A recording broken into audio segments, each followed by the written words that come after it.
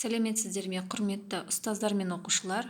Мен Жамбыл ауданы Валерий Чкалов орта мектебінің физика пәні мұғалімі Сәлім Ахмерет Абдыханқызы сіздерге 7-ші сыныптың физика пәнінен 4-ші тоқсанда болатын энергияның сақталуы және айналуы тақырыбын көрсеткім келіп отыр. Бұл сабақтың оқу мақсаты энергияның түрленуіне мысалдар келтіру. Бағалау критериялары энергияның сақталу және айналу заңын түсіндіріп, мысалдар келтіре алады. Энергияның сақталу заңын есептер шығаруда қолдана алады. Жаңа тақырыпты бастамастан бұрын, бұл жаңа тақырыпқа білу қажет, алдыңғы білімді қайталап өтейік.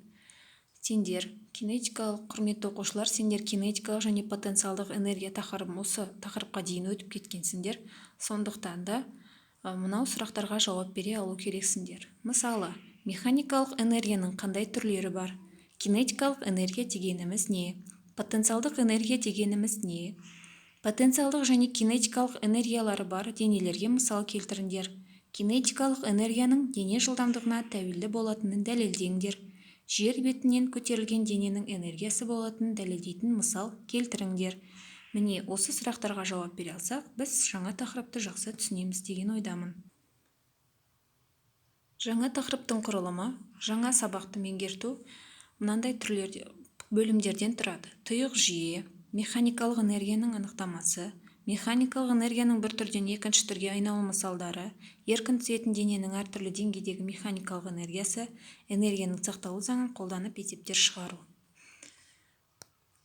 Потенциалдық энергия немесе кинетикалық энергия тек белгілі бір денеге ғана тән емес. Кез келген дене, кейбір жеке жағдайларда ескермегенде энергияның екі түріне де бірдей иемденеді. Мысалы, аспандағы ұшақтың жермен салыстырғанда потенциалдық энергиясы да, кинетикалық энергиясы да бар. Себебі ол аспанда ұшып бара жатқандықтан оның қандай да биіктігі бар. Демек, потенциалдық энергия бар. Ол ұшып бара жатқандықтан жылдамдыққа ие. Демек, потенциалдық энергиясы да бар.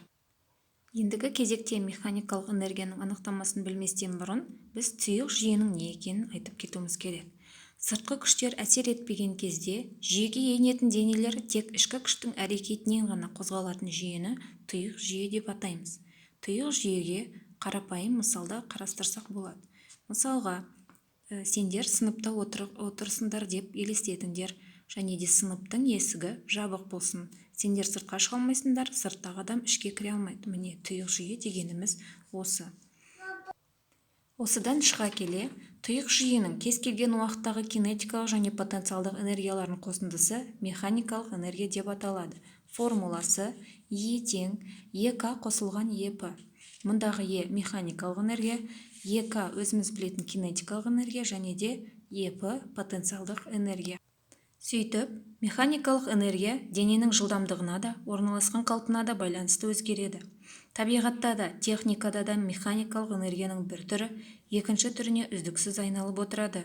Мысалы, тербеліп тұрған маятникте кинетикалық энергия потенциалдық энергияға және керісінше ауысып отырады. Сондай-ақ серпімді денелер бір-біріне соқтығысқанда да энергия бір түрден екінші түрге айналады. Ендігі кезекте біз екі денеден тұратын жүйедегі энергиялардың түрлендіруін қарастырайық.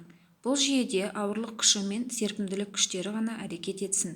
Бірде-бір сыртқы күш болмасын. Демек, біздің жүйеміз тұйық жүйе болады. Болат шар мен болат тақтадан тұратын тұйық жүйедегі механикалық энергияның түрленуін қарастырайық. Алынып отырған шарымыз, мынау назарларыңызға суретті ұсынамыз. Осы суретке қарап отырып түсіне аласыздар. Алынып отырған шарымыз қандай да бір h биіктікте қозғалмай тұрған кезде оның кинетикалық энергиясы нөлге тең болады. Себебі ол тыныштықта тұр, ал біздің кинетикалық энергия жылдамдыққа тәуелді. Қозғалыс 0 болса, жылдамдығымыз да 0 болады. Кинетикалық энергия да сәйкесінше нөлге тең. Демек, біздің механикалық энергиямыз тек потенциалдық энергияға тең болады. Шар құлаған кезде оның потенциалдық энергиясы бірте-бірте кемейді. Ал кинетикалық энергиясы керісінше арта береді. Себебі шар төмендеген сайын оның биіктігі төмендейді, ал потенциалдық энергиясы азаяды. Бірақ жылдамдығы арта түскендіктен шардың кинетикалық энергиясы өседі. Шар тақтаның бетіне жанасар сәтте оның потенциалдық энергиясы нөлге тең келеді де, ал оның жылдамдығы ең үлкен мәнге жетеді. Сөйтіп шардың потенциалдық энергиясы тұтасымен оның кинетикалық энергиясына айналып кетеді. Тақтаға соғылар сәтте шардың толық механикалық энергиясы тек кинетикалық энергиядан тұрады. Одан әрі шар болат тақтаға соғылады және де оның жылдамдығы кенет нөлге тең болады, өйткені болат тақтаға жеткен кезде ол тоқтайды. Осы кезде оның кинетикалық энергиясы қайтадан нөлге теңесетінін айттық. Кинетикалық энергияның нөлге теңелуі оның іс жүзінде жоғалып кетуі емес, энергия жоғалмайды. Шар тақтаға соғылған кезде шар да тақтада деформацияланады, яғни сығылады. Сөйтіп шардың кинетикалық энергиясы тұтасымен сығылған серпімді шар мен тақтаның потенциалдық энергиясына айналады. Сендер потенциалдық энергия тақырыбын өткен кезде потенциалдық энергияның екі түрі бар екенін білгенсіңдер. Серпімді деформацияланған дененің потенциалдық энергиясы және де ауырлық күшінің әрекетінен әсер болатын дененің потенциалдық энергиясы. Демек, дәл осы кез біздің жағдайда болат шар тақтаға соғылған мезетінде кинетикалық энергиямыз серпімді деформацияланған потенциалдық энергияға айналып кетеді. Сығылған денелердің потенциалдық энергиясының өзгерісі есебінен жұмыс жасалынады, шар қайтадан жоғары қарай серпіле қозғалады. Осылайша дененің механикалық энергиясы тұйық жүйеде біресе кинетикалық энергияға, біресе потенциалдық энергияға ауысып отырады. Алайда кинетикалық және потенциалдық энергияның қосындысы өзгермейді. Е тең ЕК қосылған ЕП тең константа тұрақты деген сөз. Сонда біздің механикалық энергиямыз тұрақты Е1 тең Е2-ге тең Енге дейін тұрақты болып келеді. Содан механикалық энергияның сақталу заңы былайша тұжырымдалады. Тұйық жүйені құрайтын денелер арасында тек қана ауырлық күші мен серпімділік күші әрекет ететін болса, онда тұйық жүйенің механикалық энергиясы тұрақты сақталады. Бұл тақырыпты тағы да жете түсіндіру үшін мен сендерге назарларыңа мына видеоны ұсынамын.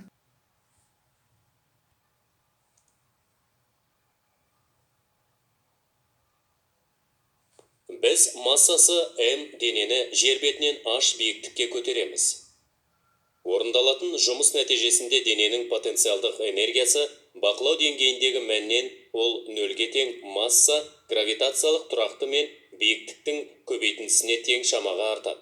Осы нүктеде дене тыныштық күйде болады. Сондықтан оның жылдамдығы нөлге тең, яғни оның кинетикалық энергиясы да нөлге тең. Енді біз денеге еркін құлауға мүмкіндік береміз. Оның потенциалдық энергиясымен не болады? Дене құлаған уақытта оның жер үстіндегі биіктігі кемейді. Бұл оның потенциалдық энергиясының азаюын білдіреді. Неге бұлайша болады? Мүмкін дене осы энергияны белгілі бір жұмысты орындау үшін, немесе белгілі бір объектіні жылжыту үшін пайдаланатын шығар.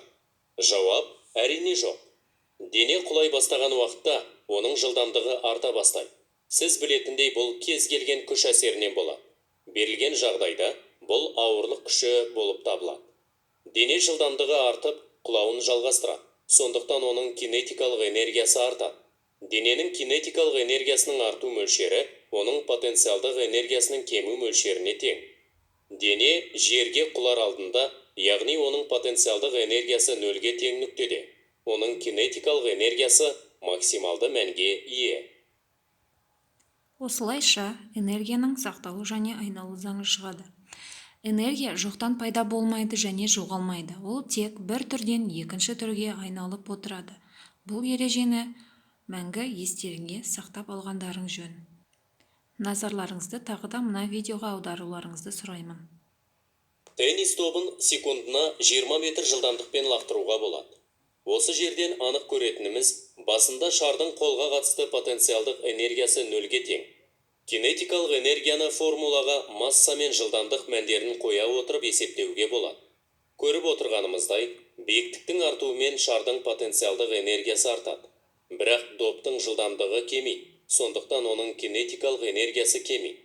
Ақыр соңында 2 секундтан кейін доп тыныштық күйіне келеді. Оның жылдамдығы нөлге тең. Оның кинетикалық энергиясы да нөлге тең. Шыңның ең жоғарғы нүктесінде потенциалдық энергия өзінің ең жоғарғы мәніне ие болады. Енді доп құлайды. Биіктігінің өзгеруіне қарай шардың потенциалдық энергиясы нөлге дейін азаяды. Ал жылдамдықтың артуымен кинетикалық энергия өзінің максималды мәніне дейін артады.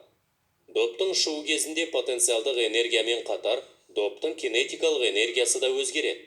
Осыған қарамастан, олардың қосындысы тұрақты болып қалады. Потенциалдық энергия мен кинетикалық энергия қосындысы механикалық энергия деп аталады. Келесі кезекте барлығы түсінікті болса, есеп шығаруға назар аударыңыздар. Энергияның сақталу заңын қолданып есептер шығару. Массасы 100 тонна ұшақ жерден 1 километр биіктікке көтерілгенде жылдамдығы 200 метр секунд болады. Оның жермен салыстырғандағы механикалық энергиясы қандай? Есепті шығаруға көшеміз. Берілгені массасы 100 тонна, биіктігі h 1 метр, жылдамдығы v тең 200 метр секунд. Табу керек механикалық энергия демек Е. Бұл есебіміз дұрыс мән алу үшін бізге халықаралық бірліктер жүйесі керек. Демек, 100 тоннамыз 100 000 килограммға тең, 1 километріміз 1000 метрге тең. Формуласы Е тең ЕК қосылған ЕП. Мұндағы ЕК МВ квадрат бөлінген 2, ЕП тең МГH. Енді сәйкес формулаларды орнына қойсақ болады. Мәндерін орнына қойып шығарсақ болады. Өздеріңіз көріп отырғандай, кинетикалық энергияның мәні 2 көбейтілген оның 9 дәрежесі джоульға тең, потенциалдық энергияның мәні 1 көбейтілген оның 9 дәрежесі джоульға тең. Сонымен механикалық энергиямыз 3 көбейтілген оның 9 дәрежесі джоульға тең болады. Жауабы Е тең 3 көбейтілген оның 9 дәрежесі джоуль. Осымен есебіміздің жауабы шықты. Жалпы механикалық энергияның сақталу заңын қолдану көптеген күрделі мәселелерді шешуге жәрдемдеседі. Мысалы, техникада әртүрлі тетіктердің қозғалысын есептеуде, астрономияда аспан денелерінің қозғалысын алдын ала болжауда, ғарыштануда, қозғалыс траекторияларын анықтауда қолданылады. Оны ғарыштағы сәтті сапарлар жүргізілген тәжірибелер айғақтайды. Механикалық энергияның түрлену және сақталу заңы табиғатта орын алатын әмбебап энергияның сақталу және түрлену заңының бір көрінісі болып табылады. Табиғаттың іргелі де әмбебап бұл заңның басқа да көріністерімен сендер жоғары сыныпта таныс боласыңдар. Назарларыңызға рахмет.